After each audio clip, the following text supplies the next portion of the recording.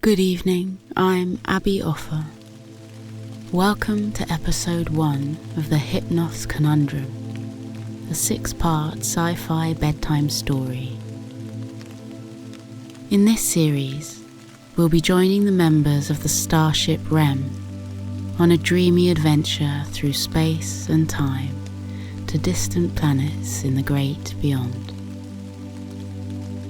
Every member of the Starship crew files a personal log at the end of each day of their mission.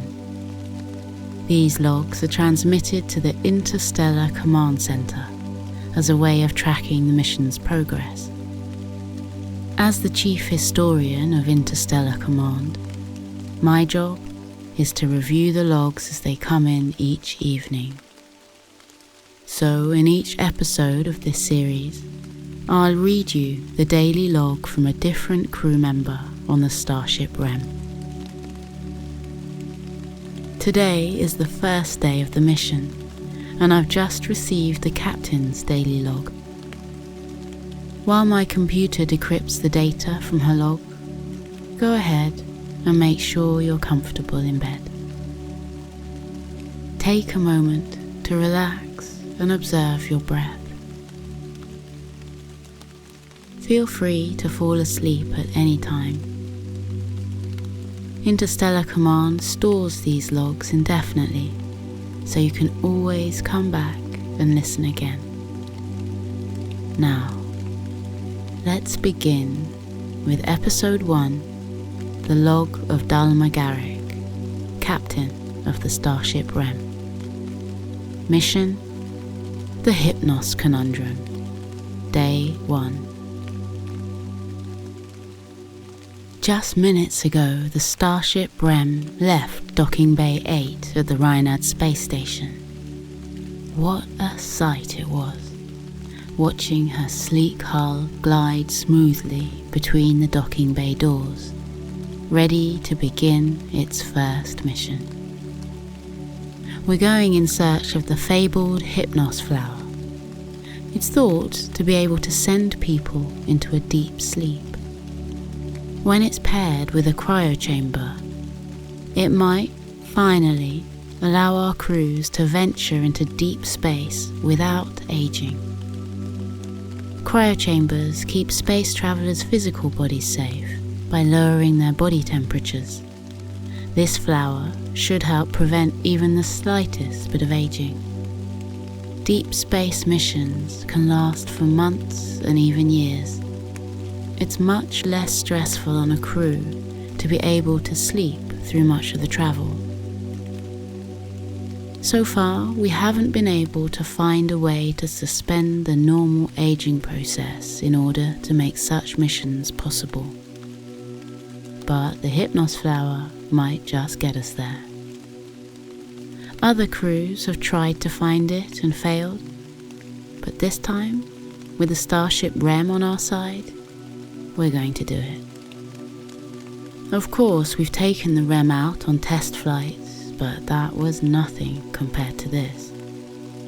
To sit in the captain's chair on a ship like this and give the order to head out, there's nothing quite like it.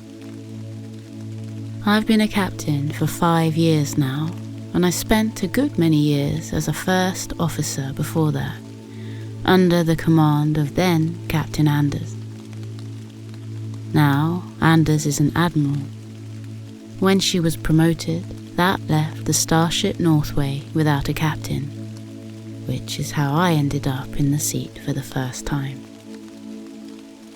The Northway was an old ship, but still a science vessel like this one. Everything seemed to go wrong on that ship. The left thrusters went out my first day in command, so we didn't even leave the station. We spent 4 weeks docked for repairs. When the crew went in to fix the thrusters, they found other related issues, and, well, it just went downhill from there. By the time we finally got the Northway out of the station, our mission had been reassigned to the crew of the Oceanus. So we flew back to Interstellar Command and waited for a new assignment. It was a disappointing first mission, to put it mildly. But over the next 5 years on the Northway, we did have our fair share of adventures. The Northway was a good ship to learn on, that's for sure. But this ship, the Rem, is something else. The Rem is a brand new, state-of-the-art, deep space rated, first-class science vessel. The hull was built from the ground up, all to spec, to be the best of its kind in the fleet. All of the equipment is new. The living quarters have never been touched. The galley has never seen a dirty plate. The cryogenics test lab is the best of its kind. You should have seen the faces of the science officers when they first stepped inside. Sickbay is spotless. The linens are crisp and white, and the doctor's been outfitted with the finest tools of the trade currently on the market. I'm not a doctor myself, but there sure does seem to be every kind of scanner known to the medical field in there. As the captain, of course, I hope nobody ever has to visit sickbay, aside from routine checkups and inoculations before any away missions. But if something did happen, they'd be in good hands. My engineers couldn't be happier with the insides of this ship. The engines are more powerful and more reliable than those of any other ship active in the fleet. When we powered up to leave the station, they hardly made a sound. And they certainly didn't do any of that humming and vibrating the Northways used to do. The ship was as quiet as a mouse. Now we're on our way to one of the smaller systems in the Middle Rim to find that flower. No one on an Interstellar Command crew has ever actually seen a Hypnos flower before. But we know they're out there, somewhere. Other crews recently made contact with supply traders who said they've heard the flowers can be found growing on the surface of the planet Dawn in the Myron system. Dawn, of course, is one of 2 planets in that system, shrouded in a layer of bolinite gas. None of our ships have ever been equipped with sensors calibrated to penetrate bolinite gas. And if you can't get accurate readings of the surface of a planet, you can't send down an away team. It would be too dangerous. For the past 3 years, the best minds have been working in the Interstellar Command development labs to build sensors that can read through bolinite gas. And this ship is the first to carry them. We should arrive at dawn in less than 24 hours from departure. If all goes well, we'll orbit the planet for a few hours to test the sensors, and then, if it's safe, we'll send down our first away team. The away team will be made up of our lead science officer, the doctor, 2 support science staff, and a security crew member. Like all large science vessels of this class, the Rem has 2 small away shuttles for short-range missions. It's challenging to land a vessel this large on a planet's surface, so we typically want to keep the ship in orbit and send down a shuttle with a smaller crew instead. For this mission, the away team will take the shuttle Baikal, which has been outfitted with the same sensors and a state-of-the-art communications relay. We should be able to talk to the shuttle when it's on the planet's surface, even through any interference from the bolinite gas. Once on dawn, the away team will first conduct a survey of the surrounding area. They'll document the local plants and wildlife and keep an eye out for the Hypnos flower. One of the traders provided the captain of the Oceanus with a sketch of the flower. It looks to be fairly small, with a trumpet-shaped head. The trader apparently didn't have any colouring tools, so it's just drawn in pencil. But he told the captain the flower is dark purple, with black around the edges, and a distinctive bright yellow star at the centre. If the away team locates the flower, they'll collect a sample and bring it back up to the ship for analysis. We may return to the surface to collect additional flowers over the following days, or we may return to the Rhinad station with our findings. It will depend, I suppose, on what we find. At mealtime today, the science officers were crowded around a table in the galley. I overheard a bit of their conversation, and they seem excited to be part of this mission. If we do find the Hypnos flower, and it does what we think it does, this mission could make history. This could be the key to real, safe, deep space travel. That would open up a universe of possibilities for a crew like this. To be able to travel to the far reaches of known space and not age a day. It would be incredible. The potential for exploration would be limitless. That's why Interstellar Command assigned the very best crew to the Rem. I've worked with some of the officers before on the Northway, but there are a few new faces too. This is the first time First Officer Farrell and I have been posted together. I've heard good things, and he seems more than capable of wrangling the crew when needed. The science lead, Jax, was with me on the Northway. Jax is Argolian, which is great for a science officer.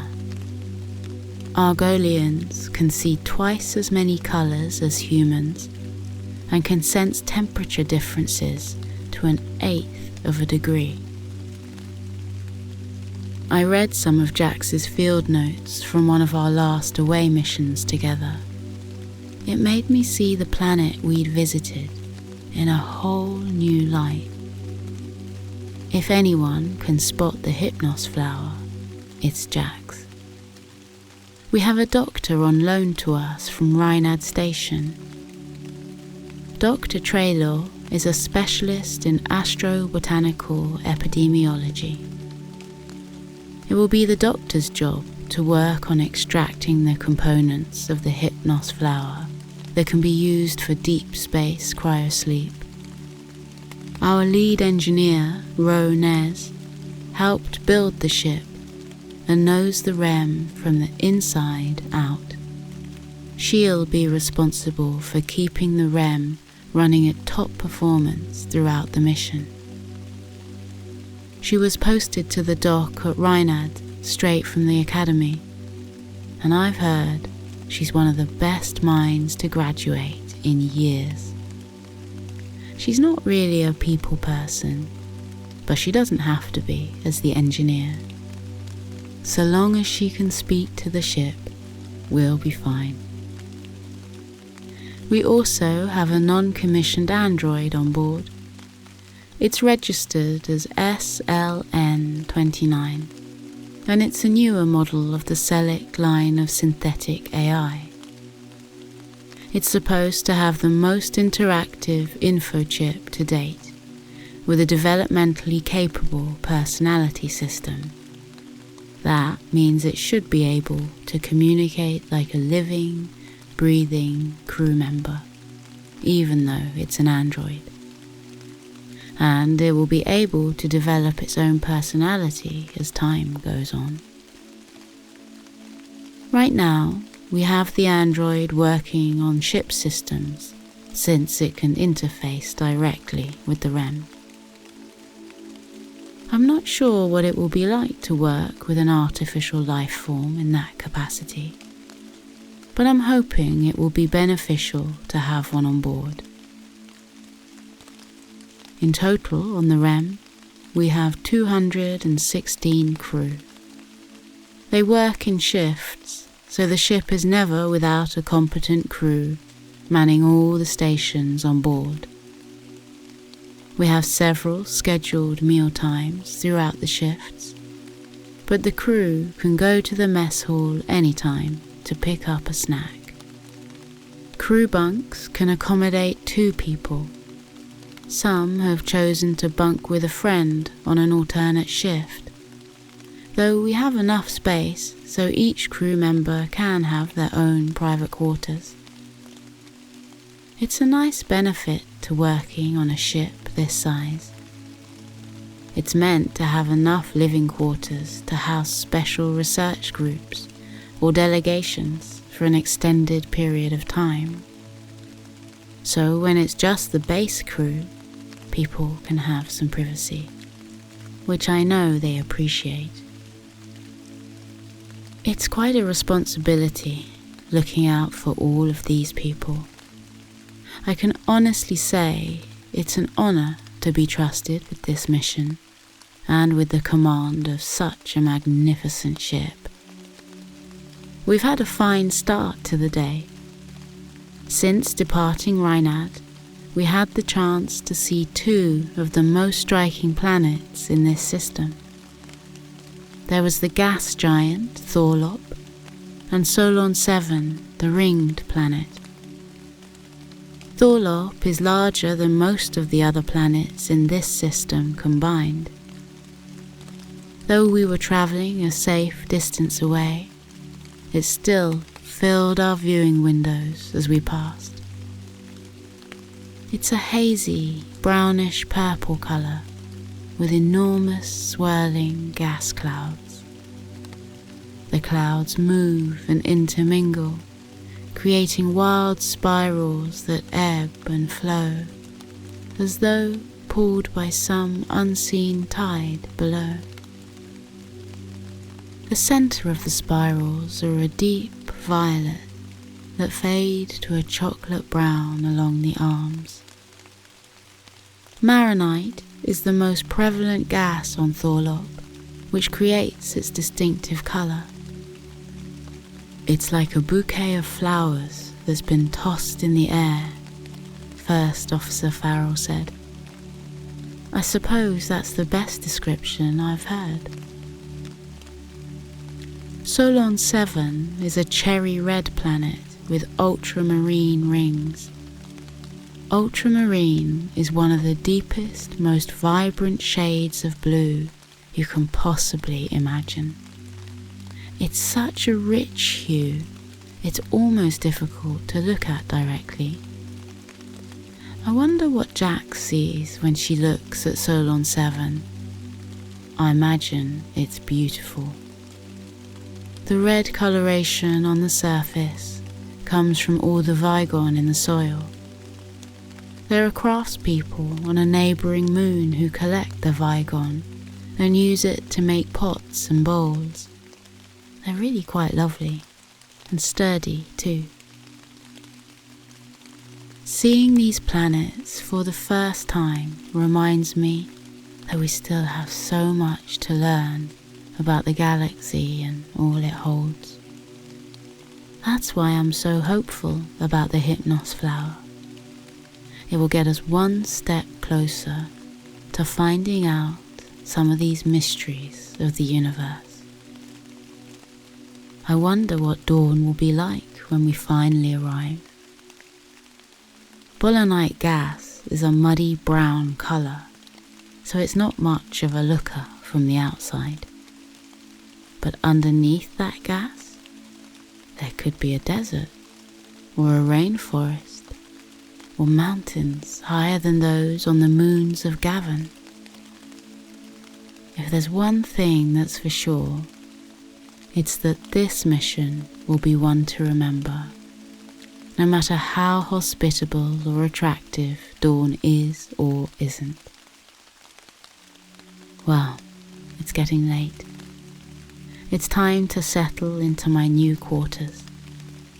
They're quite spacious, really, with a bed and a table and a large work desk in the corner under the picture window. That's one of the perks of being the captain on a new ship, I suppose.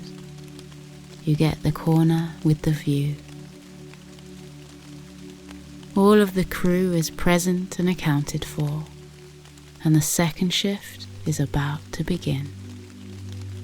First Officer Doreen Farrell has command of the bridge until 0700 hours. This is Captain Garrick signing off. Good night.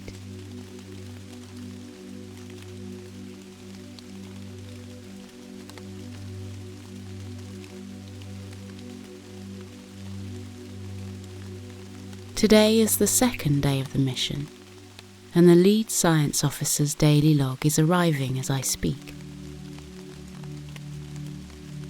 Now, let's begin with episode 2, the log of lead science officer Jax. Mission, the Hypnos Conundrum, day 2. We arrived at dawn late last night. This planet is the home of the Hypnos flower. Retrieving that flower is the whole purpose of this mission. When we arrived at dawn, we went straight into orbit around the planet, which is the 6th planet from the Sun in the Myron system. The first 5 planets are Mylokos, Nasida, Phrex, Drex, and Sovor. Dawn has 3 moons, called Dawn on 1, 2, and 3. We won't be travelling to any of the moons on this trip, but they're circling this planet with us, though we're in a much lower orbit than any of them. From orbit, Dawn is a deep, velvety brown with a touch of purple, like the colour of Argolian bean chocolate. I love Argolian bean chocolate. It tastes like summer, and when it melts in your mouth, it's as though liquid sunshine itself were on your tongue.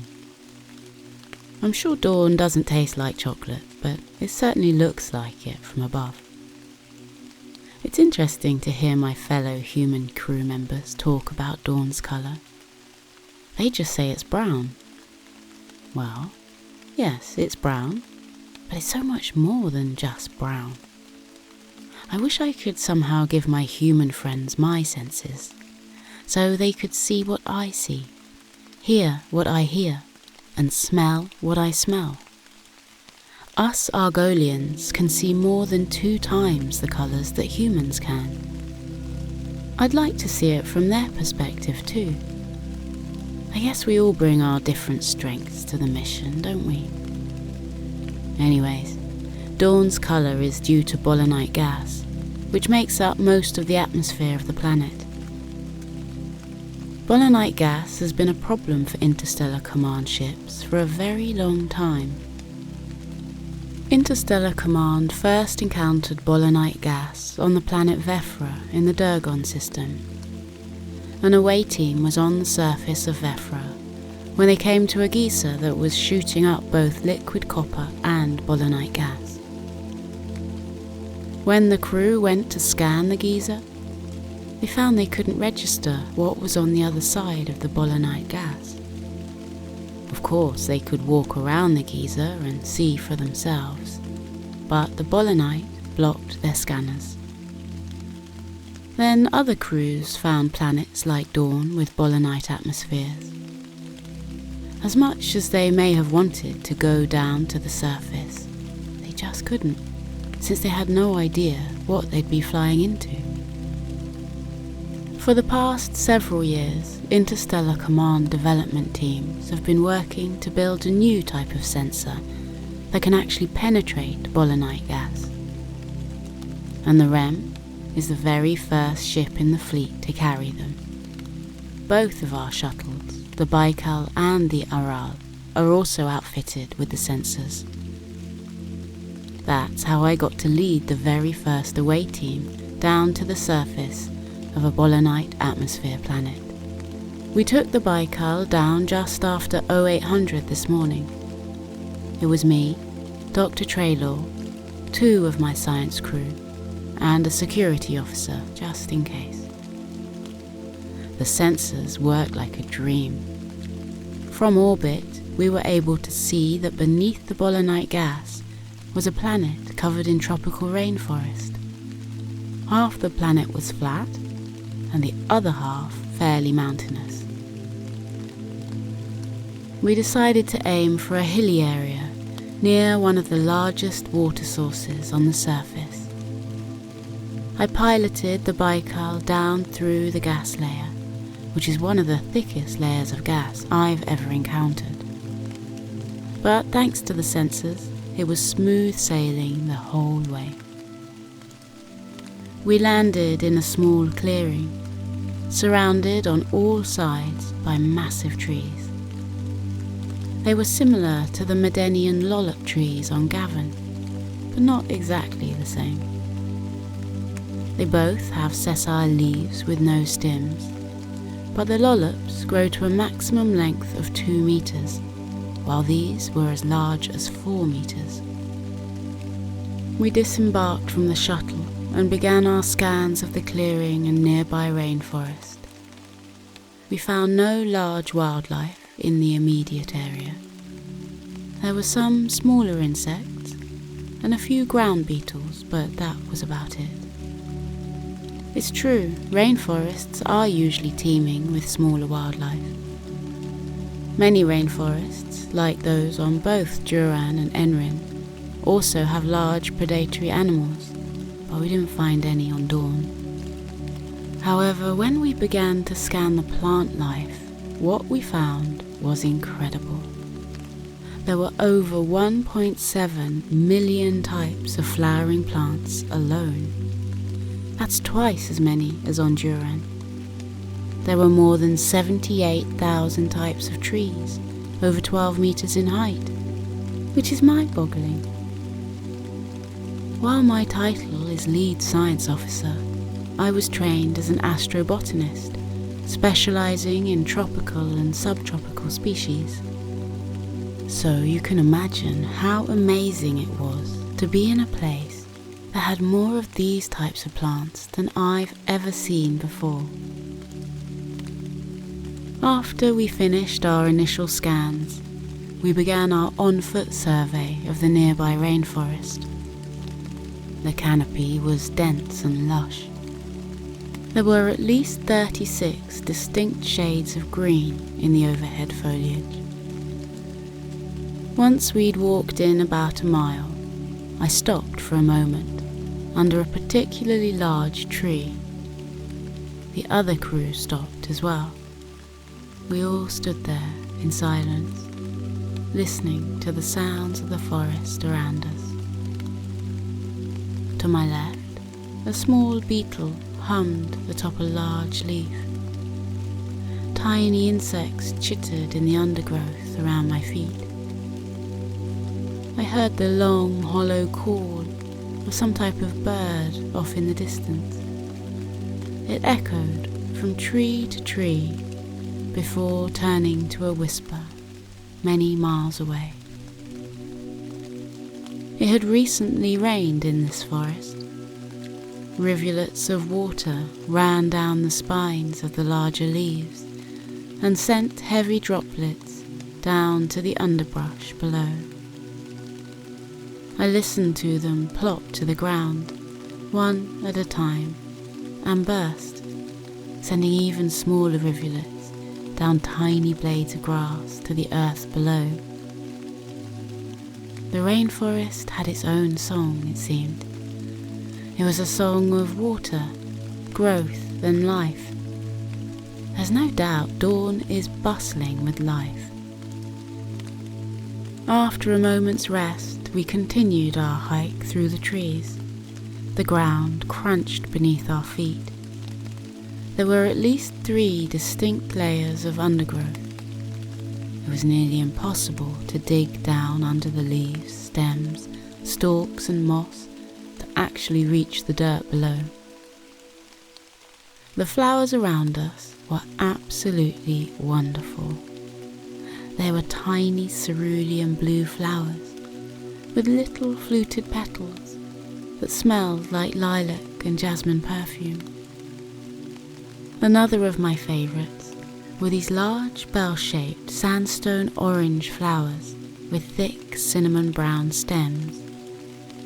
They smelled like melons and apricots warming in the sun. We kept walking until we came to a small cluster of caves.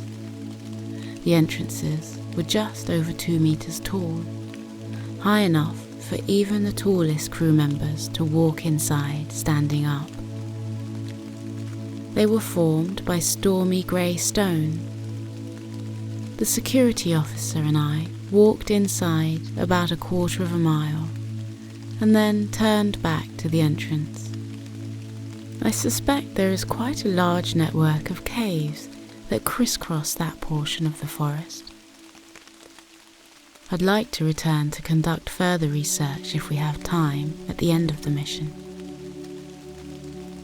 I mention the caves because that is where we finally caught our first glimpse of the elusive Hypnos flower. Snaking around the entrance of the first cave was a long, thick vine. The vine was a deep emerald green, and short, rounded leaves poked out from the stalk every few centimeters. Dotting the vine at regular intervals were small, trumpet-shaped purple blooms with distinctive yellow starbursts at the center. Near the starburst, the petals were a deep amethyst. They darkened to indigo about 3/4 of the way up, then to an eggplant, then to jet black at the tips. I've never seen a flower with that type of coloration before. I pulled out a sample kit from my bag. Following standard procedures, I clipped a small portion off the end of the vine, being sure to get some leaves and several flowers in the cutting. Dr. Traylor also collected a sample from a nearby vine for his research. I secured my sample in a large tube, which I then put back in my rucksack. I noted the precise coordinates where we'd found the flower. I also recorded a separate log, describing in great detail the location of the flowers, nearby plants, insects and beetles, and the weather conditions in the area. I won't go into such great detail here, but I will note some of the more interesting finds.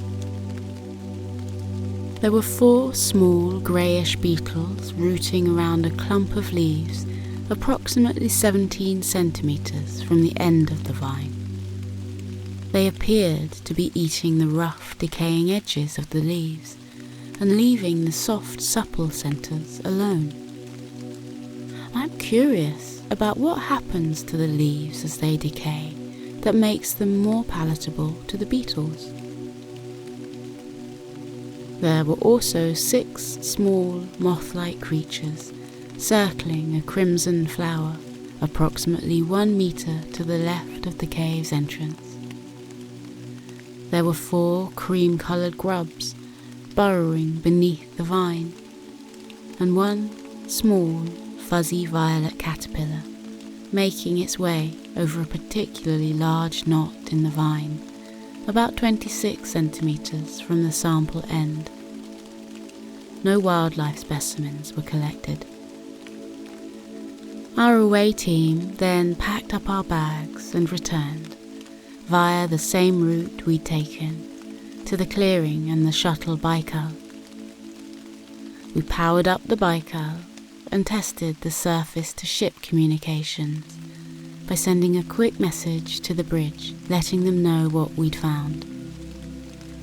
Sending that message was one of the most exhilarating things I've ever done, aside from actually finding the flower and exploring this barely known planet. The security officer wanted a chance to pilot the shuttle, so I gave him the controls to take us back up to the Rem's shuttle bay. He seemed happy to have had that opportunity. I don't think security officers get the chance to pilot shuttles that often. Back on the ship, Dr. Traylor took his sample to sickbay. He has a containment area where he's planning to work on the vine. He'll get started trying to extract the sleep-inducing parts of the plant. I took my sample back to Science Lab 2. Over the next few days, I'll be dissecting the plant and recording all of its specifications. The doctor and I will be the two people working most directly with the plant, though we'll be doing different types of research. Oh, one more thing I forgot to mention. Once we got back to the Rem, I noticed the sample was giving off a faint odour of pecans. I asked the rest of the away team if they could smell it, but they all said they didn't smell anything at all. It's not raw pecans I smell, but more like pecans toasting in a cast iron pan over a hot stove. It's extremely faint. I suppose I'm not surprised none of the human crew members can detect it. The reason I'm adding this information is that the sample cases are supposed to be airtight.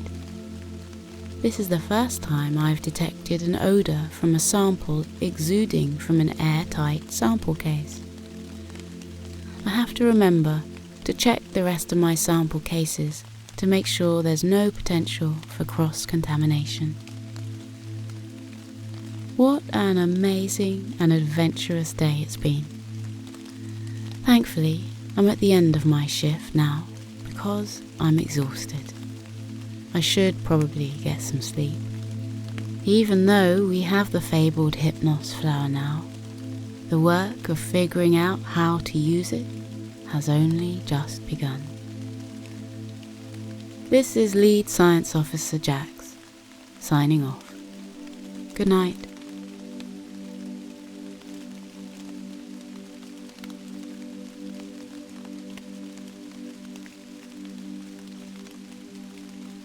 Today is the third day of the mission, and the lead engineer's daily log has just arrived. Now, let's begin with episode 3. The log of lead engineer Ronez. Mission, the Hypnos Conundrum, day 3. Well, I guess it's just you and me again, computer. I must spend at least half my days talking to computers or conduits or the engine of this ship. I guess it's to be expected as the lead engineer. I spend more time with the insides of Rem than I do with any of its crew members. And it's just as well. I've never really been much of a people person anyways. Ships are easier to understand. They aren't so complicated. I mean, they still have moods and opinions, that's for sure. But I've always found them more predictable than people. If you learn a ship, you can really know a ship. I'm still getting to know the Rem. It's a new ship, with all new, sleek and shiny parts. I had a lot of fun being the first engineer to climb into some of the holding areas and pull off the wall coverings. I was the first to touch many of the control panels on this ship. I know that probably sounds silly, but I think it was all the flashing lights on ships that made me want to become an engineer in the first place. As a kid, I used to look over my uncle's shoulder. He was an engineer too. I'd watch him poke and prod at all the flashing lights on his circuit boards. He'd connect this to that, and a light would go from red to green. and it would be fixed, like new. It was like magic to me, and it still is if I'm being honest. Every time I figure out a problem on a ship, I get that little surge of pride and wonder. And that's what's been particularly frustrating today.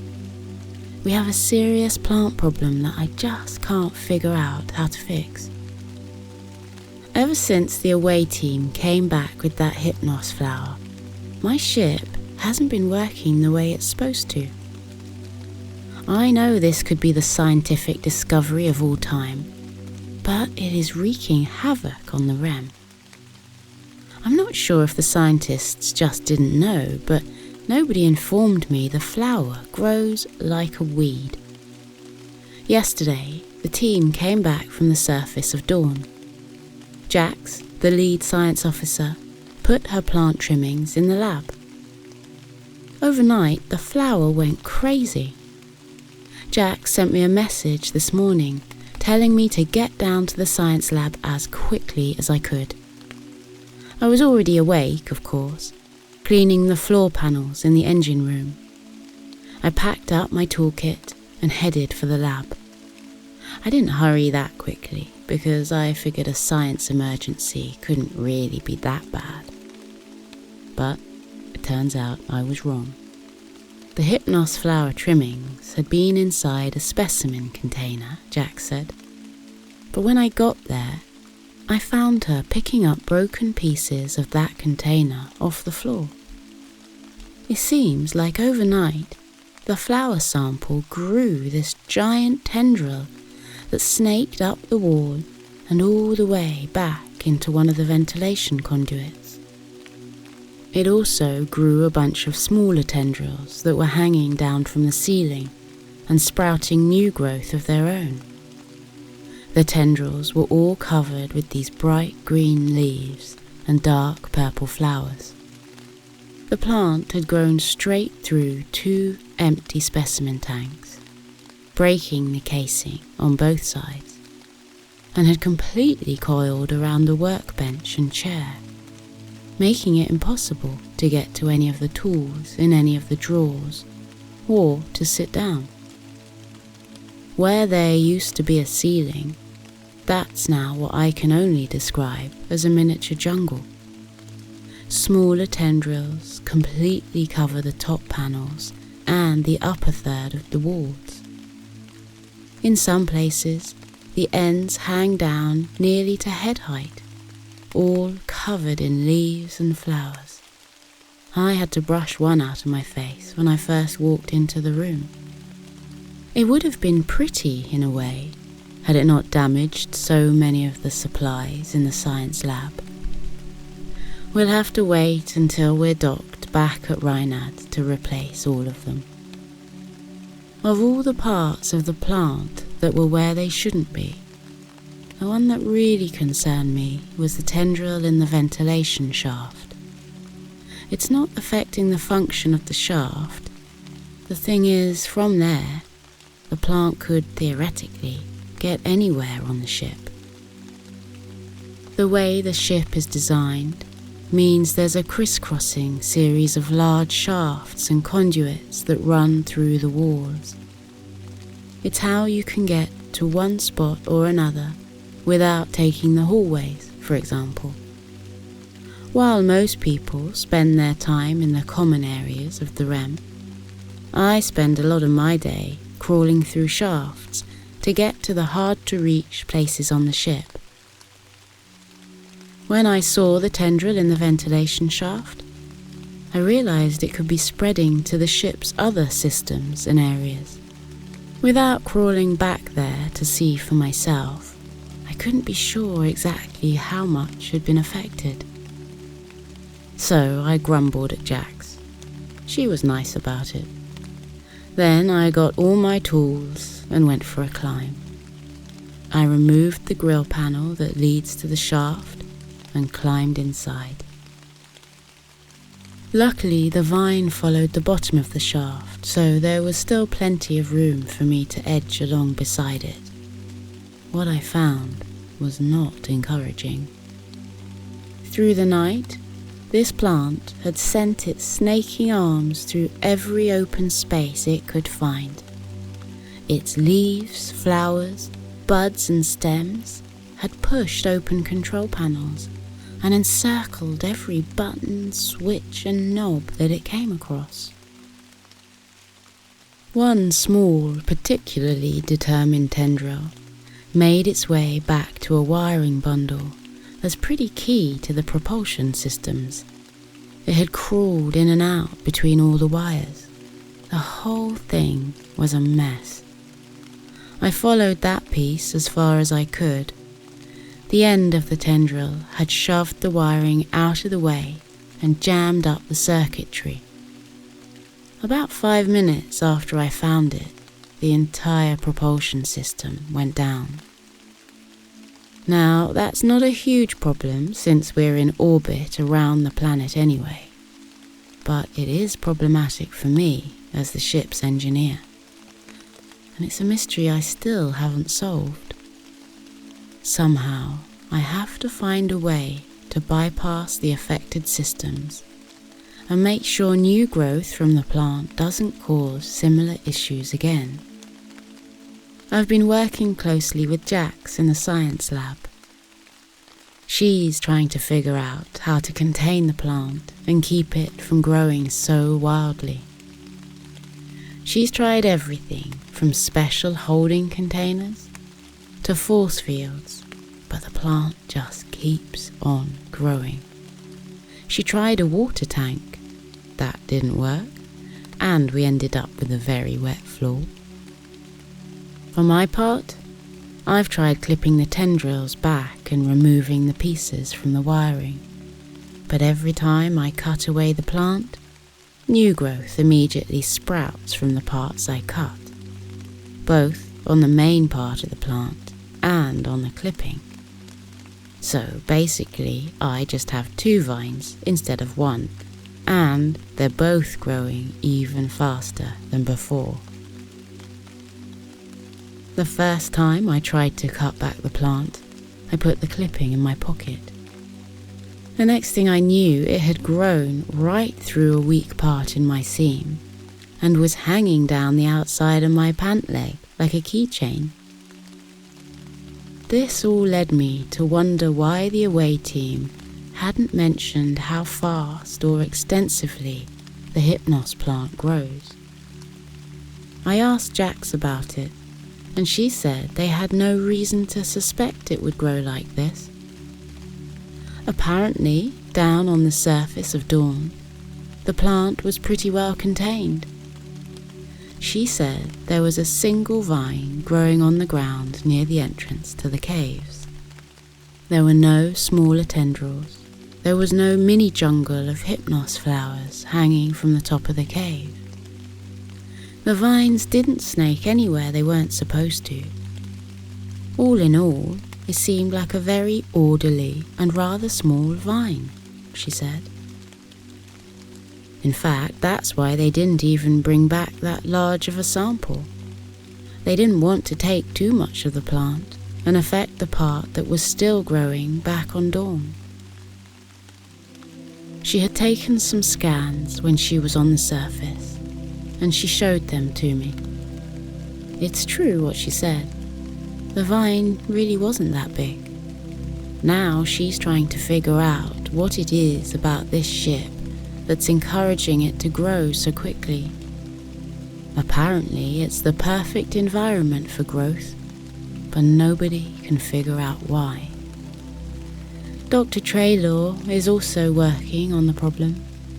He's analysing the molecular structure of the Hypnos flower, trying to understand how it grows and what supports its rapid growth here. He's had a challenging time keeping his sample under control too, from what I hear. I guess it managed to break his first microscope, so he switched it over to the larger scanner. So far, it seems to be working all right. We can't wait to hear what he finds. Anything to help contain this plant would be welcome right now. Normally, crew members record their logs in their quarters at night before they go to sleep. But I've got so much work to do, call it damage control if you like, that I'm still back here in one of the smaller workspaces behind the engine room. My latest strategy is just trying to move the plant, instead of cutting it back and causing more ends to grow. I'm just carefully shifting the vine to places it won't do as much harm. It's a complicated task, especially when the vine has wound itself around wires, as it has back here. What I have to do is take the leading end and trace it back through the wires, carefully untangling it as I go. I've got this vine mostly untangled now, and I'm laying it on the ground. I'm hoping it will just keep growing straight along the floor, instead of finding any new complicated wiring to jumble itself up in. The amazing thing to me is that I can almost see this plant grow. When you look at it close up, you don't notice the growth exactly. But if you look away from it and then look back, you can see how far it's travelled in a fairly short amount of time.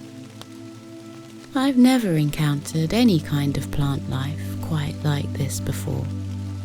When I was at the engineering academy, I remember learning about another kind of vine that grows in the jungles of the planet Leveron. That vine can grow hundreds of feet in length from a single point of origin.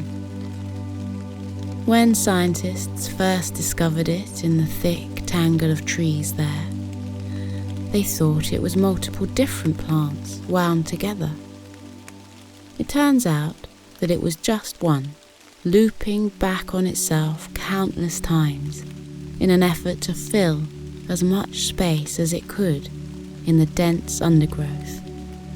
That plant could only be contained by painting a thin mask of sugar on the end you wanted to slow down.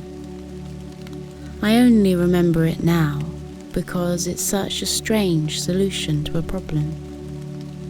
Who would have thought to paint sugar on the end of a vine in the first place? I actually asked Jax about it, and she got really excited and tested it out on this vine. It didn't seem to have any effect at all.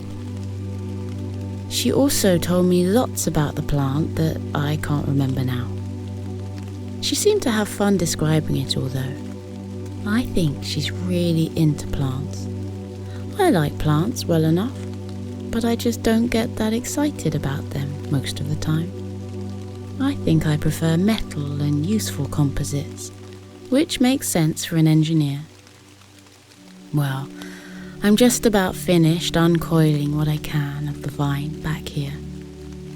I keep yawning and I'm starting to get tired. I mean, I have been awake much longer than normal, but I usually don't get sleepy while I'm on an important job. Maybe this one's just been particularly tiring. I need to take a break for a bit at least. Who knows how long I'll have to keep redirecting and clearing these vines out. And I've been at it for quite a while now. Physical work is always tiring, especially when you're cramped in an air shaft. I can feel sleep reaching for me with its inevitable grasp, almost like the inevitable reach of these vines through the crevices of the ship. I guess I'll pack up my tools and head back to my quarters and try to catch a few hours of sleep before getting back to it tomorrow.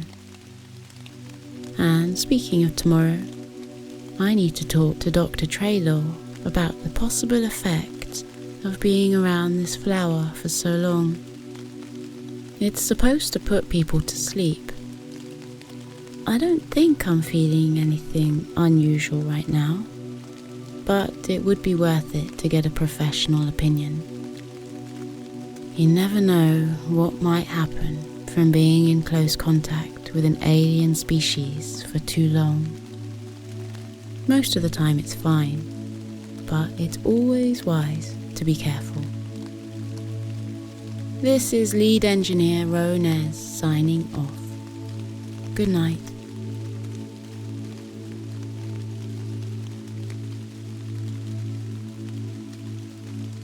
Today is the 4th day of the mission. The doctor's daily log just arrived a little while ago, and it seemed quite interesting. Let's begin with episode 4, the log of Dr. Marius Traylor. Mission: the Hypnos Conundrum. Day 4. I'm getting very tired. If I pause what I'm doing for more than just a few moments, I feel my eyelids start to grow heavy. My vision blurs until all I can see is a glossy landscape of colours and textures rather than objects around the room. My body feels as though there's a comforting weight on it, like a heavy blanket wrapped round my shoulders that drapes down to my knees. I feel safe and secure, as if I were in a cocoon. I made the mistake of putting my head down on my desk a few minutes ago. My head felt unbearably heavy. I had to close my eyes just for a moment, and when I did, I quickly drifted off to that place behind my eyelids where everything was black. Small starbursts of yellow and white danced across the velvety background. I watched them like little fireworks against the night sky. I felt the thoughts of the day drifting off with my vision. All my research, all my experiments, all my notes, gone without a trace. I started to forget why it was all so important. It seemed to be but a trivial problem from long ago that could bother me no more. My thoughts went to my family and friends, to all the people who make me smile and bring me comfort and happiness. And then my visions turned to the other members of my crew, to Jax in her lab, and to the captain at the bridge, to Ro in her engine room, and the first officer in his quarters. I thought of them going about their daily tasks, making sure the ship is running smoothly, that all the bits and pieces are in the right places. But what was my job aboard this ship? That thought pulled me back to the present, to the now, to why my research is critical for the crew. I'm the doctor. I'm the one who knows the most about this strange plant we found on the surface of Dawn. I'm the one leading the research into deep space travel, cryochambers, and suspended aging through deep sleep. I'm the one who knows the power of the Hypnos flower better than anyone, and that's why I have to stay awake. The practical application of this flower could forever change the way we travel long distances.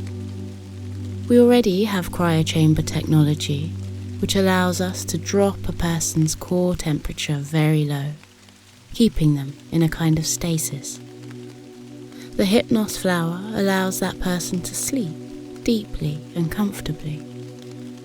Used together, both would allow crew members to travel for months or even years without aging and without feeling any discomfort at all. We could program ships to take us on missions to the far reaches of space we've only dreamed of visiting. When we set out for Dawn, we had envisioned finding the flower and bringing it back to the ship for testing. But something's gone wrong. We didn't account for one critical piece of the puzzle: how to prevent the Hypnos flower from working so well, so fast, and what to do if it did. We presumed that standard procedures and materials would work for containing and sustaining the plant on the ship. Although we had no way of knowing, it's clear now that we miscalculated. You see, all the plans we had were for closely monitored tests and the application of the plant in a controlled setting. We didn't plan for what to do if the plant grew and grew until the whole ship was overtaken. We didn't expect there to be vines a kilometre long, snaking their way through all of the dark and hidden parts of the ship, or thick growth hanging from the ceiling like a dense jungle. Walking through the ship now, you'd think it to be some kind of terrarium and the crew just a part of some larger experiment. Everywhere you look, there's green. There are tendrils with dark purple flowers and thick leaves hanging from the ceilings, curling down the walls, running along the floors and around tables and chairs. The inside of the ship is damp, the way a greenhouse gets. It's what happens when there's more plant life than any other in an enclosed space. It's beautiful in its own way, watching this plant grow untamed. It's wild and raw, so unlike what we've come to expect from travelling through space. But the greatest problem is, we were right. We were right about the Hypnos flower. We were so incredibly right. It works, and I have no idea how to make it stop. When the first few crew members fell asleep, we didn't realise they'd done so, as it had already come time for them to finish their shifts and rest. But then this morning, a security officer and a member of the science crew didn't report for their shifts. They were found still in their quarters, tucked away snugly under their sheets, fast asleep. I was called to check on them, but nothing I did could wake them up. Throughout the day, more crew members from the night shift fell into the same deep sleep. We didn't alert the rest of the crew immediately, but the captain and first officer knew. By afternoon, all of the first officers had been told. Then we called an emergency meeting. Ro was there, as was Jax. Ro had just finished eating a late meal in the mess hall when we called her in. She said she had been feeling unusually tired as she worked late, uncoiling the plant from a wiring bundle. I told her then to try and stay awake. She fell asleep at the end of the meeting. She laid her head down on the table despite our protests. It was as though she were overtaken by the uncontrollable need to sleep. We moved her from the table to sickbay. She's laying on one of the medical beds in the corner here now. I brought her a pillow and some blankets, and have been keeping watch over her ever since, monitoring her for any changes. But there haven't been any. She's perfectly safe and sleeping like I've never seen anyone sleep before. This morning, Jax also didn't report for her shift. We found her in her quarters too, with her head on the table in her living area. She'd been writing in a journal in an attempt to stay awake, but sleep, it seems, won out. It makes sense that Ro and Jax were two of the first to fall under the Hypnos flower's spell. They had both been in close contact with it early on, and had spent a lot of time working hands-on with the plant. The two crew who first succumbed were also on the away team. By late afternoon today, more than half the crew had fallen asleep. Some laid down in the hallways and corridors, others made it to their quarters. Still more fell asleep at the tables in the mess hall, at their stations on the bridge, and at their workspaces around the ship. We moved as many of them as we could to their beds, but after a while, it became too much to do. We made sure they were all comfortable where they were, and focused our attention on the Hypnos flower. The ship monitors the vital signs of all the crew members at all times. I've been checking the stats every 15 minutes. About an hour ago, the captain and first officer fell asleep. Now, I'm the only one left who's still awake. It's like we've become a ghost ship. Naturally, I've been going over what went wrong. What did we miss? When the away team collected the sample on the surface of Dawn, I know they were careful, but there must have been something there in its natural environment that kept the plant in check. It may have been something about the atmosphere, but I don't think so. I've gone over all the readings from the planet's surface and tested small portions of the vine in atmospherically controlled containers, but it doesn't make a difference. My guess is it was something far more simple. I think there must have been something on the surface of the planet that used the vine as a food source. Maybe it was some kind of animal or insect, perhaps. That would make sense. If we brought the vine here, but failed to bring the kind of creature that somehow prevents its unrestrained growth, it would account for why we can't get it to stop now. It's a classic situation of an invasive plant species. When brought to a new environment, without other species evolved to keep it in check, the plant takes over. At least, that's my best theory at this point in time. I'm tagging this log I'm recording with emergency priority. My hope is that if we fail to maintain communication with Rhinad Station, they'll send out a search party and find us here. If they replay my log, they'll have some understanding of what came to pass on our ship, if only so they can protect themselves before they too fall into a deep and unwavering sleep. To anyone listening, if you can travel to the surface of Dawn, try and find what subdues the Hypnos flower. Figure out why it doesn't grow so wildly there. I'm sure that's where you'll also find the secret of how to wake us all up.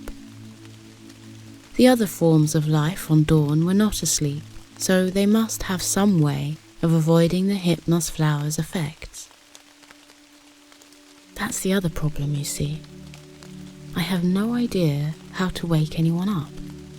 I've tried a range of stimulants, electric stimulation, every means we know of. Nothing works. We're lucky, at least, that this is a safe part of the system. There have never been accounts of anything bad happening here. Occasionally trading ships pass through, but that's it. For that reason, anyone must also take great care in coming aboard the Rem. The power of the Hypnos flower lies in its pollen. Anyone who comes aboard must take precautions. Under no circumstances should they breathe the contaminated air. Full respirators must be worn at all times while on board the Rem, so long as the Hypnos plant is growing at its current rate. Despite all of this, I'm not worried. I know someone will listen to our logs and find out what's happened here. They'll find the solution and administer whatever is needed to wake us up again. And until then, we'll just have had a nice long sleep. In a funny way, it's what we all joke about needing. And now we have it. Everyone on board is certainly getting the good night's sleep that they deserve. It's hard work on these missions. There's something else I should mention. The captain was the last person awake except for me. With her now asleep, full control of the ship has now passed to me. I've established emergency protocols for the ship. It will remain in orbit until someone manually takes control of the helm with the proper Interstellar Command codes. I've also set up protective force fields around all of the crew members, including me. Anyone with the same command codes can deactivate them. I've put a lock on our life support systems to keep them functioning normally. I've also made sure the seniors officers' logs have all been tagged with emergency priority like mine. They'll begin playing automatically should the proper codes be entered. As a final precaution, I've done something not everyone may agree with, but I believe it's our best option. We have on board the ship a Select model SLN-29 android. Until now, the android has been performing a number of tasks around the ship, typically in spaces that are challenging for living crew members to be in. But the SLN-29 is capable of much more than that. It can do complex calculations better than any living crew member. It's capable of advanced analysis and could perform research with greater precision than even I could. At least that's what testing environments have shown. These androids, though exceptional, have never been used in the field for advanced human functioning activities. I've had the chance to interact with the SLN-29 a few times. It has a personality function with the ability to adapt and learn. That means it can actually learn to interact like a living crew member. No one has ever really explored what this means for the future of space travel, or for these androids. They're still seen as machines in the eyes of Interstellar Command, but I believe there's potential. That's why I am now also transferring emergency command codes to the SLN-29. I have instructed it not to move the ship from orbit, but it will be able to take emergency action if the need arises. I've also instructed it to keep watch over the living crew members and make sure they're doing all right. I've been yawning every few minutes, and I feel my eyelids growing heavy again. So heavy. I need to stay awake, but everything in me is calling for sleep. I don't think I can keep myself awake much longer. So I'm going to finish up this log and send it. If anyone listens to this, send assistance. The ship should be fine on autopilot for a long time, but with all of the crew asleep, we may be left orbiting Dawn forever. And be careful with the Hypnos flower.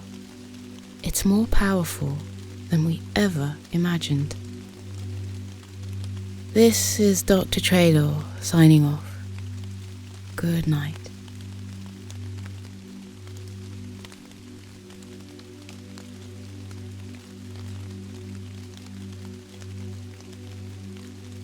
Today is the 5th day of the mission, and the only log that's come in is from an android, SLN-29. Now, let's begin with episode 5, the log of SLN-29, mission, the Hypnos Conundrum, day 5. Everyone is asleep. Since 2100 hours on day 4 of our journey, I have been enacting command of the Starship Rem. This is the first time in recorded history that an android has been in acting command of a starship. I've noticed that humans and other living species place a lot of value in what they call historic moments. It is interesting to me. especially as I'm learning to be more and more like them. That's because of my programming. I am a Celic android with an Alpha 2 personality system. It includes the most interactive info chip that's ever been used in any android. The chip allows for developmental ability, meaning I can learn from those around me. I am programmed to recognize mannerisms and speech patterns and adopt them into my system. While I feel I've learned quite a bit about how humans think and interact with their world, there are a few concepts I'm still trying to understand. One of them is a joke. Humans seem to use jokes when they want to make other humans smile and laugh. But the words included in a joke can be the same words used in any other kind of sentence. And yet, delivered at the right time, those benign sentences can make other humans very happy. I would like to learn how to tell a joke, as they say. Perhaps I can ask a crew member to teach me. But that will have to wait, since all of the crew members on board are asleep. The last person to fall asleep was Dr. Marius Traylor. It was he who transferred the emergency command codes to me. It was his final decision. It was a logical decision. He was right to assume that I am well suited to make appropriate choices for the welfare of the sleeping crew. I'm happy to report that everyone is healthy and sleeping in optimal conditions. As an android, I have more than double the strength and speed of my human counterparts. I made the decision to move the rest of the crew members that had fallen asleep in hallways, the mess hall, and in all of the other places around the ship back to their own quarters. Humans seem to enjoy sleeping in beds, which strikes me as somewhat inefficient. But for them to be comfortable, I felt it was the right thing to do. I could have helped move crew members to their quarters when they first started to fall asleep, but nobody asked me to. I shall have to remind them that in the future. They can ask me to be of service outside the maintenance bays. Dr. Traylor instructed me to keep the Rem in orbit around the planet of Dawn, which I have done. It is a logical thing to do, as Dawn is where the Hypnos flower comes from. The Hypnos flower has been a problem for this crew, and in order to solve a problem, one should go back to the source. That is what I did. Only time will tell if what I did worked. When the doctor transferred the command codes to me, I was scrubbing the floors of one of our cargo bays. The computer, which is integrated throughout the ship, informed me that I was now in acting command. It was not a position I ever expected to be in. I finished my work in the cargo bay and then walked to the bridge of the ship. I looked at Dawn below us in the view screen. It appears brown because of the boulonite gas in the atmosphere, even though it is not brown on the surface. I checked that we were holding our orbit. I sat down in the captain's chair. I'm not sure if I'm allowed to do that, but as the acting commander, it seemed appropriate. Every captain I've seen sits in the captain's chair, and when the night shift lieutenant takes over, he or she also sits in the captain's chair. My observations are that it is a large chair and it is quite firm and comfortable. There wasn't much to do in the captain's chair though, so I got up again. It seemed to me that there was a problem that needed solving for things to return to normal, and as the last crew member awake, it seemed it was up to me to solve it. But I knew I did not have the information I needed. I requested that the computer replay all of the crew members' logs that mentioned the Hypnos flower. The computer keeps track of words used in logs, so I knew it could pull relevant recordings. There were a few logs that weren't particularly useful, but some that proved to be. The lead science officer, Jax, recorded one soon after she returned from her away mission to the planet's surface.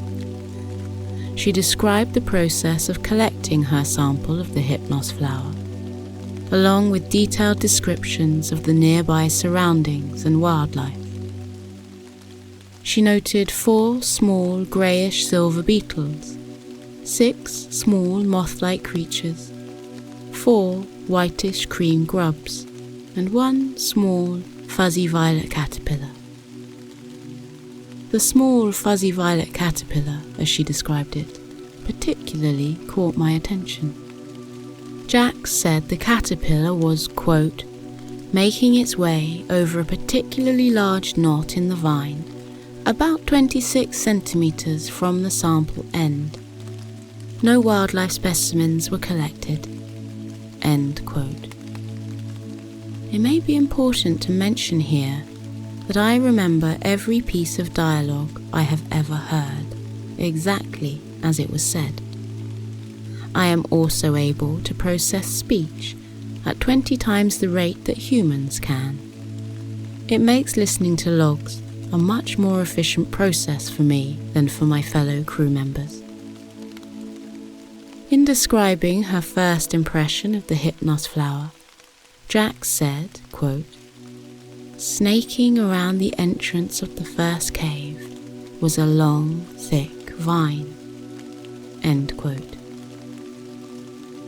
While she did not include any additional information in that log, she did go into great detail in another log she referenced in her recording. I went back and reviewed that one as well. There was some useful information about the wildlife. However, she also described 291 different shades of purple in the second log. The log lasted for 3.5 hours. When she wakes up, I plan to ask her why it was pertinent to include descriptions of so many shades of purple. Lead engineer Ronez also mentioned the Hypnos flower in her logs. She sounded very unhappy about the plant being on board the ship. I can understand why she would express that kind of displeasure. The plant caused a lot of problems that she was tasked with fixing. There were a couple of things she said in her log that I thought were useful. First, she said, quote, nobody informed me the flower grows like a weed. End quote.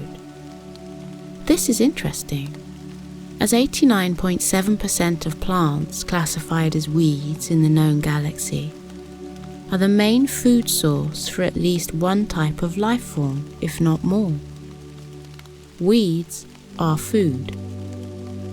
She also said, quote, I have tried clipping the tendrils back and removing the pieces from the wiring, but every time I cut away the plant, new growth immediately sprouts from the parts I cut, both on the main part of the plant and on the clipping. So basically, I just have 2 vines instead of 1, and they're both growing even faster than before. End quote. This proved to be useful information, especially combined with what Jax had logged previously. Jax had noted that there was only a single vine in its natural habitat. On the ship, it grew unrestrained. Finally, I reviewed the final log of Dr. Traylor. He noted, quote, when the away team collected the sample on the surface of Dawn, I know they were careful, but there must have been something there in its natural environment that kept the plant in check. End quote. He went on to say that he did not think it was something about the atmosphere. Based on the composition of Dawn's atmosphere, I believe Dr. Traylor was correct. Putting together the information gathered from each of these 3 crew members and my own understanding of galactic botany and ecosystems management, the logical conclusion is as follows. In the natural habitat of the Hypnos flower, there is likely some kind of wildlife that spends much of its time consuming the vine as food, thereby keeping the plant from growing unrestrained and overtaking the rest of the surrounding environment. This is the conclusion that led me down to the surface of Dawn. I was not sure if the captain would approve of me taking one of the smaller ships to Dawn, but as I am now the acting captain, I decided to grant myself permission. Command codes are for one to make command decisions and to use one's best judgment. I've always tried to use my best judgment, along with my understanding of what the crew would want too. My programming includes ship piloting, so I was able to maneuver down to the landing site without a problem. I chose to land in the same small clearing as the first away team. I then followed the crew's trail through the trees to the entrance of the cave.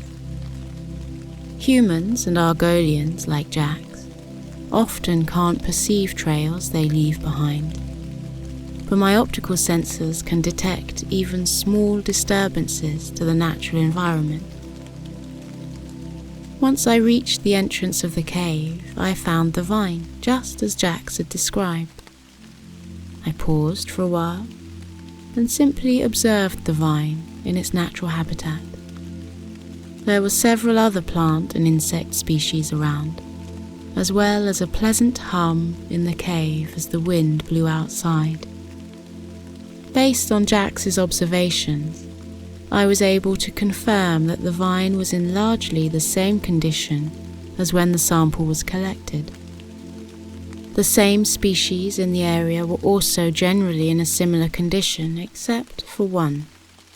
This time, instead of one fuzzy purple caterpillar, there were 32 of them. Based on these circumstances, I suspect that this fuzzy purple caterpillar was the species that fed on the Hypnos plant and kept it in check here on Dawn. I carefully collected a small section of the vine with 12 of the caterpillars on it and placed it in a live specimen tube. I put the tube into my rucksack and went back to the shuttle, which I piloted up to the Rem. Once I docked the shuttle, I brought the specimen tube into the science lab. It's important to note the vine in the specimen tube had not grown at all during the flight, despite being cut on one end. Ronez mentioned in her logs that cut ends grow faster than the leading edge of the vine, but 2 of the caterpillars had migrated to the cut end and were nibbling it back. Then I did something that would not typically be considered standard procedure, but it seemed logical to act outside standard procedure in this particular instance. So I released the caterpillars. Specifically, I placed 2 caterpillars each on 6 different portions of the vine in the science lab.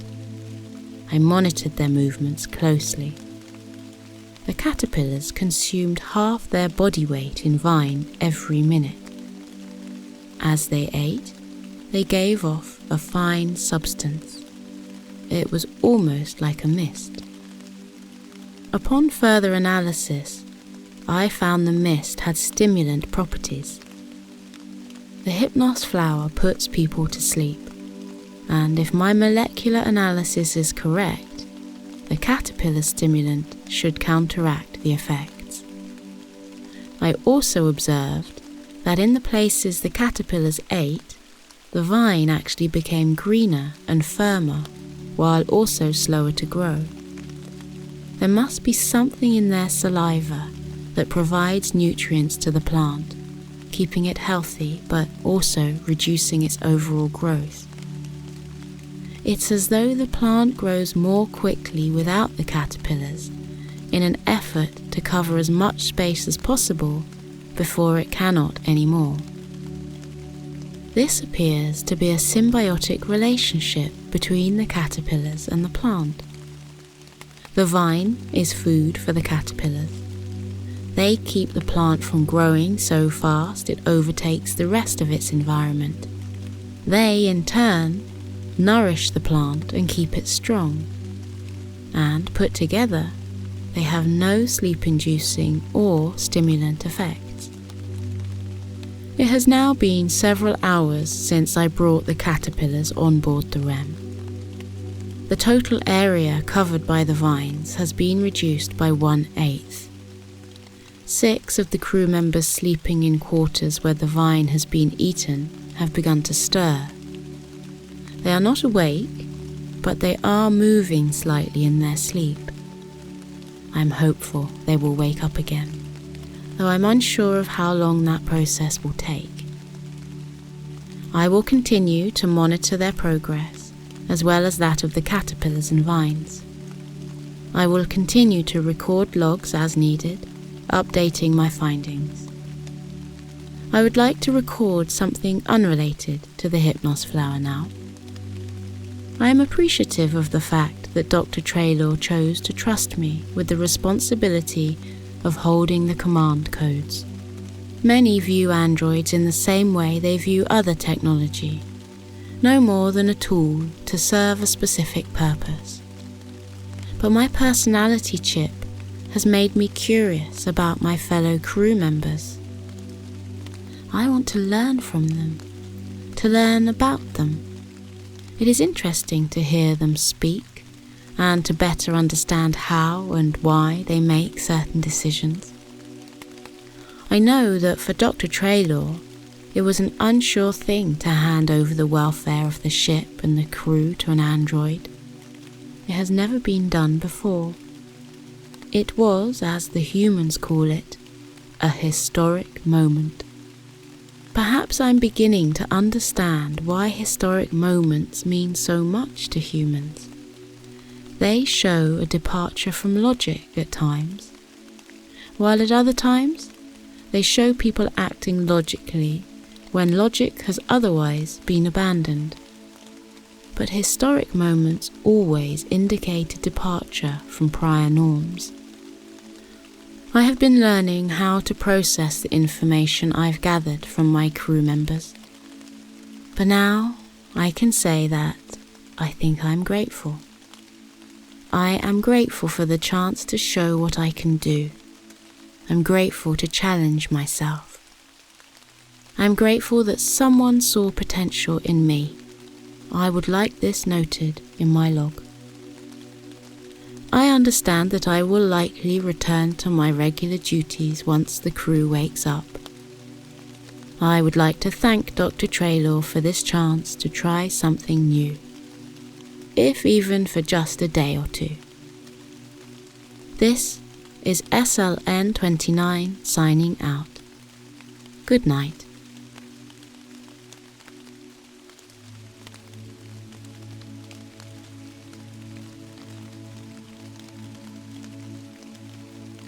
Today is the 6th and last day of the mission. I've just received the log of First Officer Doran Farrell. Now, let's begin with the final episode in this series. The log of First Officer Doran Farrell. Mission: The Hypnos Conundrum, Day 6. What an adventure this has been. I've just returned from a personal meeting with the Interstellar Command Council. The captain is still in there with them. They should have a decision soon. Captain Garrick said she'd ping me directly the minute they announce it, so it's just wait and see for now. This decision could change the future for androids on starships. I'm hoping they'll make the right one. But I guess I should back up I haven't recorded a log since we all woke up. It's been quite a day, so I should explain what's been happening on the Rem for the last several days. It all started when we sent an away team down to the surface of Dawn on a special mission to locate the fabled Hypnos flower. It was the flower Interstellar Command thought would hold the final key to deep space travel. They thought it would allow people to fall into a deep sleep. There would be no aging if the flower could be combined with the use of a cryochamber, which reduces a person's body temperature and puts them into a kind of stasis. Well, it turns out they were right. The Hypnos flower does do that. It does it better than any of us ever expected. It's the most powerful sleep-inducing substance you could imagine. And let me tell you, the sleep it provides is like nothing I've ever experienced. The away team found the flower and brought back a sample. The problem was, they hadn't completely understood how the plant exists in its natural habitat. So when they came back to the ship, the flower grew like crazy. It sent vines and tendrils all through the ventilation tubes and every conduit on this ship. It grew down every hallway and into every set of sleeping quarters. It went into the galley and onto the bridge, where it curled its vines up every chair and console. And it didn't even stop there. It kept growing and growing until vines were hanging from the ceiling and covering the walls. It was like a jungle. But that wasn't the worst of it. Because the flower outgrew its sample case, it was no longer contained. That meant everyone was eventually susceptible to the incredible power of the Hypnos flower. One by one, over the course of about a day, every single living crew member on this ship fell into a deep and restful sleep. The last one awake was Dr. Marius Traylor. He's the ship's doctor. He'd been working on experiments alongside Jax, our lead science officer, to develop a serum from the flower that could be used on starships for deep space travel. So he and Jax knew the most about the flower, but even they couldn't predict what would happen when we brought it on board. Right before Dr. Traylor fell asleep, he transferred the emergency command codes to the last crew member standing. That was our Celic model SLN-29 android. There's some history here you should know. Interstellar Command didn't start allowing androids to be placed on starships until about 50 years ago. At that point, their use was highly regulated, and they were only allowed to perform certain tasks. As android technology has advanced over the years, they've been given more and more responsibilities, but they still haven't been given full crew privileges, the way all human, Argolian and other species are. They are still in a murky category for Interstellar Command. Are androids beings? Are they life forms? Are they machines? Should they be given autonomy and privileges? There hadn't been a consensus. And most importantly, should they be allowed to ascend the ranks of starship crews the way any other crew member can? Right now they can be listed as crew, but they're not given any official ranking. They can't be commissioned officers.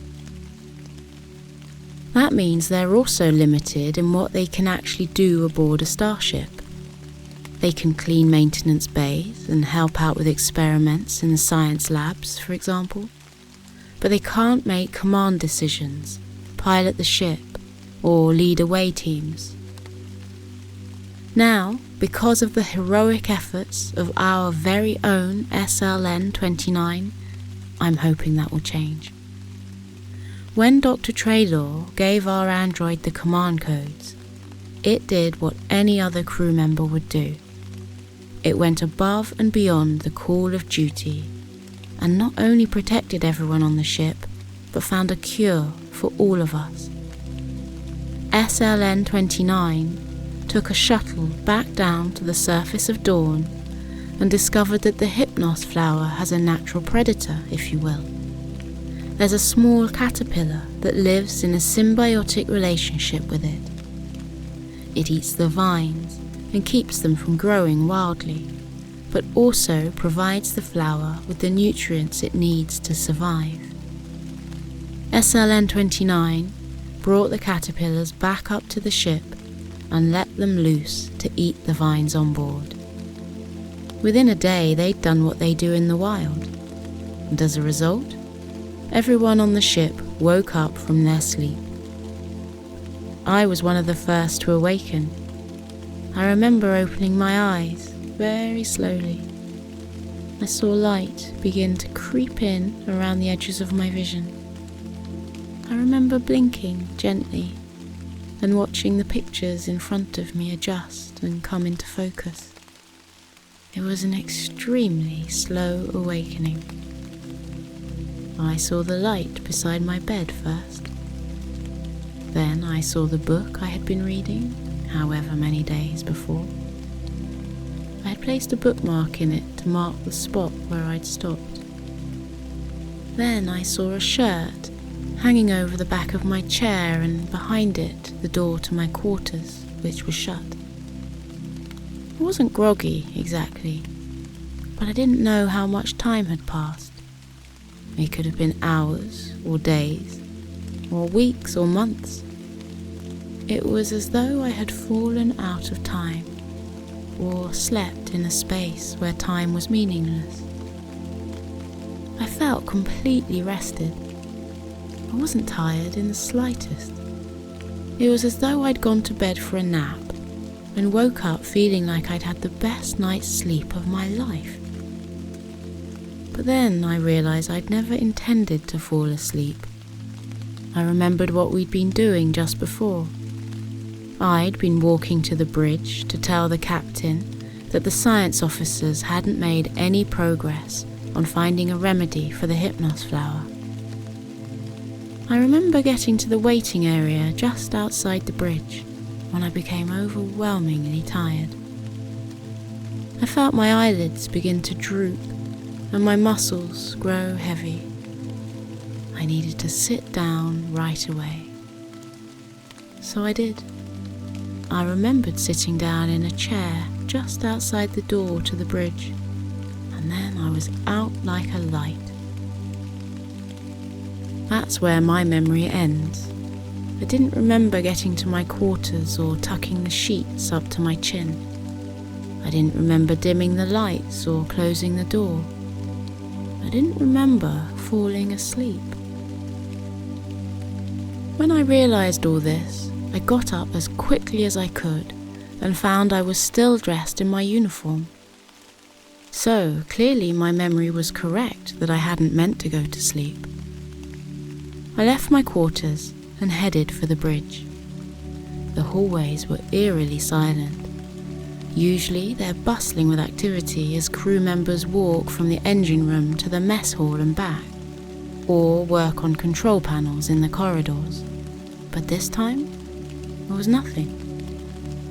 I didn't pass a single person on my way to the bridge. When I got there, I found one lonely ensign working at the helm. She seemed very relieved to have a senior officer arrive. I remember back when I was an ensign. It would have been exciting at first to be the only one on the bridge, until realizing you have no idea what to do. I immediately asked where the captain was. The ensign said she didn't know and hadn't seen her since she woke up and came to the bridge. That's when I realized what must have happened. Now, you might think it's strange that I hadn't figured it out sooner, but that's because the ship looked normal. Remember, it had been covered in vines and flowers before I'd fallen asleep.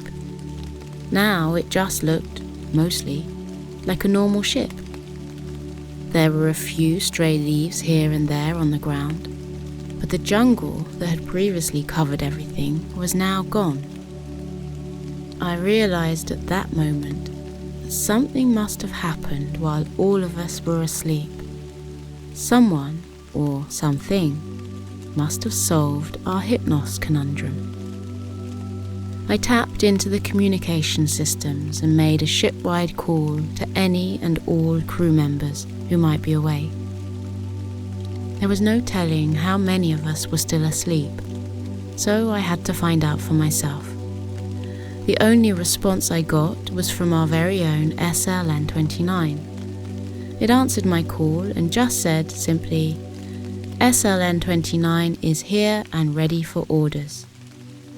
It was down in the engine room doing routine maintenance that would usually have been handled by the engine room crew under the orders of Ronez, but they were all still asleep. I went down to the engine room and found SLN-29 there, just about to put the panel back on one of the control boards. I asked how it ended up working here, as I'd only seen it before in the cargo bays, and that's when it told me its story. SLN-29 had been the only crew member to remain awake throughout the whole ordeal. That makes sense for an android, but here's the surprise. Nobody on the crew had ever considered that to be a possibility. We'd all overlooked the fact that no matter what happened to the rest of us, there would be one crew member who would always remain unaffected, and that was our android SLN-29. It told me about receiving the command codes from Dr. Traylor. Well done, Doctor. Let me commend that decision of yours here in my log. Then it made command decisions. I noticed it was nervous to tell me that. I wouldn't normally describe an android as being capable of feeling nervous, but SLN-29 definitely seemed to hesitate before telling the full tale. It's clearly learning human mannerisms. It had replayed all our logs and put together the pieces of the puzzle to find a solution. And on top of that, it had gone out of its way to ensure the entire living crew was taken care of as we slept. Then it said something I'll always remember. SLN-29 said, "I hope I've done what you expected of me." And in that moment, I realized this android deserved an award. SLN-29 had done what we'd expected and so much more. We'd never raised our expectations of this crew member as high as we should have. SLN-29 has shown itself capable of understanding and compassion, of clear-headed thinking and excellent decision-making. It's proven beyond a shadow of a doubt that it deserves to be a full-fledged member of this crew. And that's what I and the captain now hope to do. Once the whole crew had returned from their slumber, we set our course back to Reinad Station and immediately scheduled a meeting with the Interstellar Command Council. They're the body that makes all of the highest level decisions for the Starship fleet.